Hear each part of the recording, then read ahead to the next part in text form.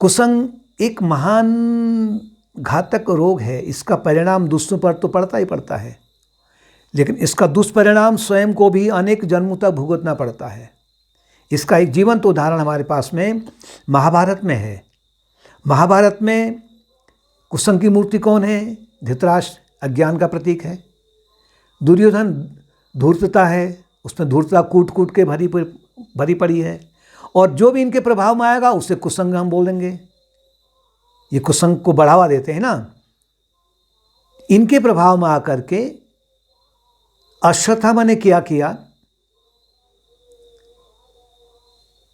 18 दिन युद्ध के हो चुके हैं, युद्ध समाप्त हो चुका है, क्योंकि जो अंतिम था उसमें जो मुख्य और अंतिम था दुर्योधन, वो युद्ध के मैदान में घायल पड़ा हुआ है और अंतिम सांसें गिन रहा है। अश्वत्थामा जो कि द्रोणपुत्र था, उसे अपने पिता के वध का बदला लेना है, और कुसंग से ये जो बदले की जो भावना है और प्रबल होने लग गई है। यानी कि दुर्योधन के पास में आया वो। दुर्योधन से उसने कहा कि मैं आज की रात को जितने भी पांडव हैं सबको मैं आज भस्म कर दूंगा, सबको मार दूंगा मैं। और हुआ भी वही। लेकिन दिन में कृष्ण भगवान ने पांडवों को, यानी युधिष्ठिर है, अर्जुन, भीम, नकुल और सहदेव को, उनको तो कह दिया कि आज की रात को तुम वो शिविर में नहीं सोओगे जहां तुम और दिन सोया करते थे। लेकिन बाकी लोग वहीं थे। द्रौपदी के 5 पुत्र भी उसी में थे, द्रौपदी वहां नहीं थी। और उस रात्रि को उसने बिल्कुल एक जघन्य अपराध किया कि पूरे शिविर में आग लगा दी, यानी मार काट कर दी उसने।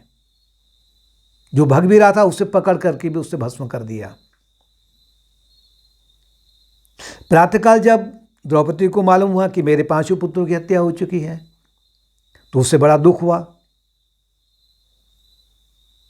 उसने कहा, पांडवों से कहा कि तुम अश्वत्थामा की सिर की मणि को निकाल के लाओ, छीन के लाओ उससे, मणि विहीन हो जाएगा वो। युधिष्ठिर और अर्जुन रथ में बैठे, जिसे हाँका था कृष्ण भगवान ने, और वो अश्वत्थामा के पीछे निकल गए, क्योंकि अश्वत्थामा जंगल में भाग चुका था। उसे पता था कि अब ये तो मेरे पीछे पड़ गए हैं। जब उसने देखा कि कुछ भी बचने का कोई उपाय मेरा नहीं है, तो उसने, द्रोणाचार्य ने उसको जो एक अस्त्र और दिया था जिसका नाम था ब्रह्मशिर, अर्जुन को भी दिया था। लेकिन अश्वत्थामा उसका प्रयोग करना तो जानता था, लेकिन लौटाना नहीं जानता था। अर्जुन उसका प्रयोग भी करना जानते थे और लौटाना भी जानते थे। तो जब उसने देखा कि मेरी मृत्यु सामने नाच रही मेरे आगे, तो उसने क्या किया, घास का तिनका उठाया, उसे अभिमंत्रित किया ब्रह्मशिर के रूप में, और उसने कहा कि जितने भी पांडव हैं सबके सब भस्म हो जाएं। अर्जुन ने देखा कि इसने इसका प्रयोग कर दिया, तो अर्जुन ने भी वही ब्रह्मशिर नामक अस्त्र का प्रयोग किया। वो जानते थे। अब दोनों जब आकाश मार्ग में निकले तो एक ऐसा प्रतीत होने लग गया कि हाहाकार मच गया, यानी हजारों एटम बम के बराबर उनमें शक्ति थी। तो उसी बीच में वेदव्यास जी महाराज और नारद मुनि प्रकट हुए, और दोनों अस्त्रों के बीच में वो आ गए। उन्होंने उनको आमना सामना नहीं करने दिया, यानी बचा ली पूरी सृष्टि को, उन्हें बचा लिया।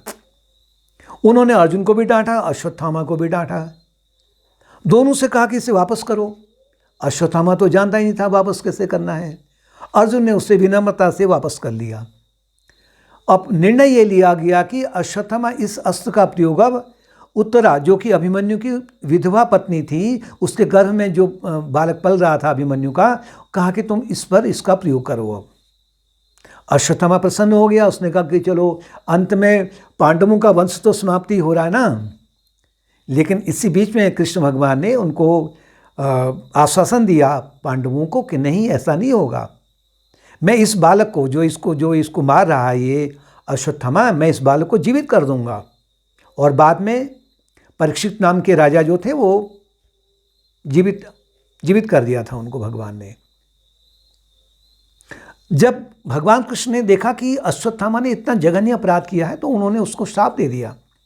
कहा कि अश्वत्थामा, तुमने जो ये अपराध किया है इसके लिए तुम्हें क्षमा योग्य नहीं हो तुम, और तुम्हें श्राप देता हूं कि तुम 3000 वर्ष तक, उससे भी आगे तक तुम इस ब्रह्मांड में भटकते रहोगे और तुम्हारे शरीर में अनेकों घाव होंगे, जिन घावों से पीप निकलेगा, बदबू आएगी उसमें से, दुर्गंध आएगी उसमें से, कीड़े पड़े रहेंगे उन घावों में, और कोई भी तुम्हारे पास में आने के लिए तैयार नहीं होगा।